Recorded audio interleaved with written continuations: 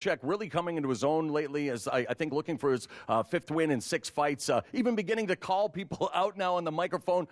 Brazilian Jiu-Jitsu black belt, even trained the Fertitas and Data back in the day. But Benson Henderson, former WEC lightweight champion, but mentally, where is he after losing a tremendous fight against Anthony Pettis and, of course, forever being known as the guy who was on the receiving end of the Showtime kick? I am not just saying this because we're talking about the fight right now. I am looking forward to this fight as much as any fight on the main card. I'm not just saying that. I love the storyline first and foremost. I remember being in at the press conference in Glendale, Benson Henderson crying after losing the title, and he has a lot to prove. Chip on his shoulder, wants to prove that he can hang with the best lightweights, and as you mentioned, Bocek has some swagger now, calling out some other guys, saying he has the best jiu-jitsu. It's a fun fight. I don't know if Bocek can submit Ben Henderson, and I think that's the big key here. Okay, interesting, because while very much that is the key, I think Bocek is going to submit Benson Henderson. I know Henderson only once before. It's almost impossible. He's had the 10-fight win streak now snap, and it's going to be a true test. WEC lightweights to UFC lightweights. True. I'm going with Bocek via submission. What are you doing?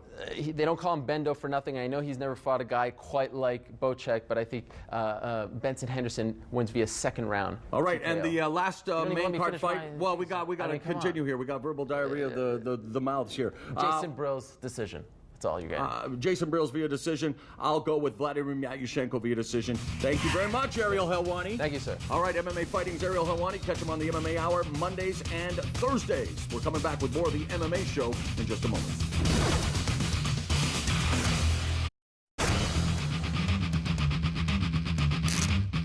Welcome back to the MMA show, and of course a special edition as it's UFC 129 Toronto going down Saturday night. We're at UFC's headquarters here down by Lake Ontario, getting set for the biggest mixed martial arts event in North American history. 55,000 fans will gather at the Rogers Centre, and they will be watching, I'm sure with bated breath, as a record 10 Canadians step inside the octagon. Here now is a brief look at the Canadian history in the UFC.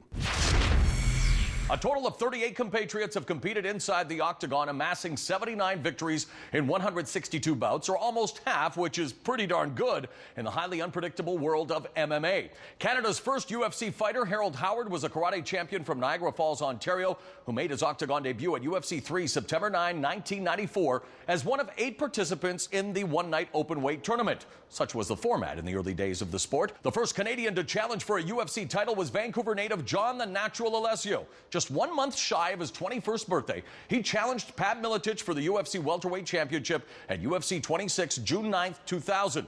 Miletich retained the belt via armbar submission, but Alessio has gone on to have a solid career, sporting a record of 31-14 with 23 victories inside the distance. While the Natural fell short in supplanting the Croatian sensation, Anguilla-born Newmarket, Ontario resident Carlos the Ronin Newton submitted Miletich via bulldog choke at UFC 31 May 4, 2001 to become the first Canuck to capture UFC gold. Now, Newton would lose the title in his first defense against a man who would go on to dominate the 170-pound division, Matt Hughes. Ironically, Newton's last appearance inside the octagon, a decision loss against Renato Cerissimo at UFC 46, January 31st, 2004, also marked the first appearance of St. Isidore, Quebec's Georges St. Pierre inside the octagon. He defeated Karo Parisian in his first foray in the UFC. Now, GSP would go on to avenge Newton's title loss to Hughes and become the second Canadian UFC title holder.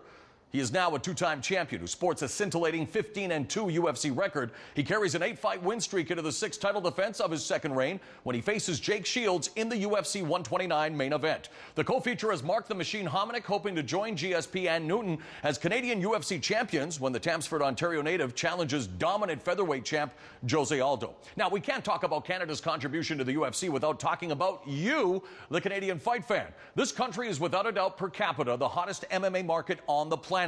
Saturday night's attendance of 55,000 fans more than doubles the previous attendance record for mixed martial arts in North America, set at UFC 124 last December in another Canadian city, Montreal. Toronto is the 3rd Canadian city to host a UFC event. Canada's combat sports capital, Montreal, has housed 4 events, while Vancouver will welcome the UFC for the 2nd time in June.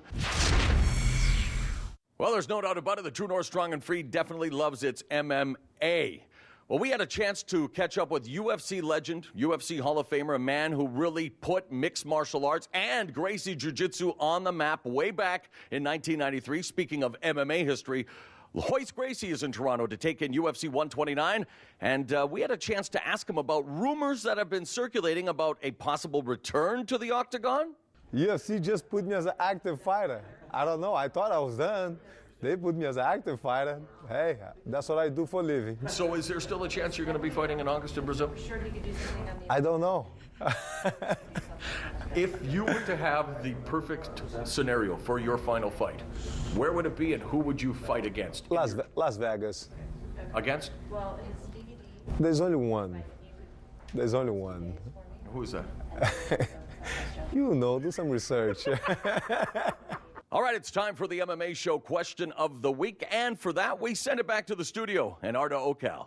Well, it was a coin flip of answers for last week's question of the week, which seemed to stir a lot of discussion among our MMA show faithful. The question was, do you think female MMA will be a part of the UFC's future? Well, there were plenty of answers for and against from Twitter, while Matt Steen from New Brunswick wrote in to say he feels females will have a future with the UFC, but only in one weight division.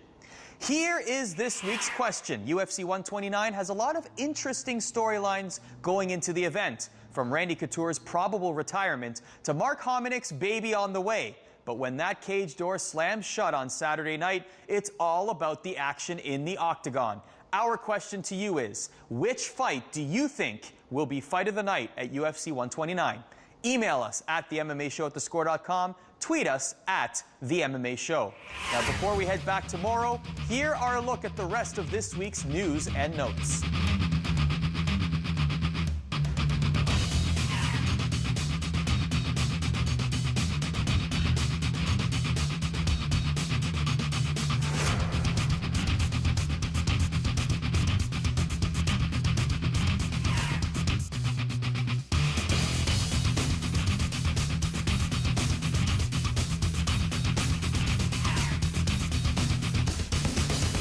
Don't forget, for the hardest-hitting hour in combat sports talk, make sure you tune in to The Fight Show. It's heard Monday to Friday at 2 p.m. Eastern, 11 a.m. at the Manila residence in Mission, British Columbia on The Score on Sirius 98.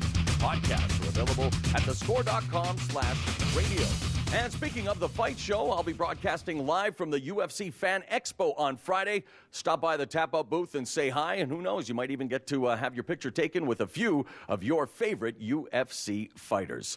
Well, don't forget, The Score has you completely covered when it comes to the UFC's debut in Toronto Saturday night. Whether it's the Score television network, The Score on Sirius 98, or thescore.com/MMA, keep it locked to The Score for all your UFC 129 news and information. I'm Mauro Ranallo on behalf of the entire MMA show crew. Thanks for watching and enjoy UFC 129. See ya.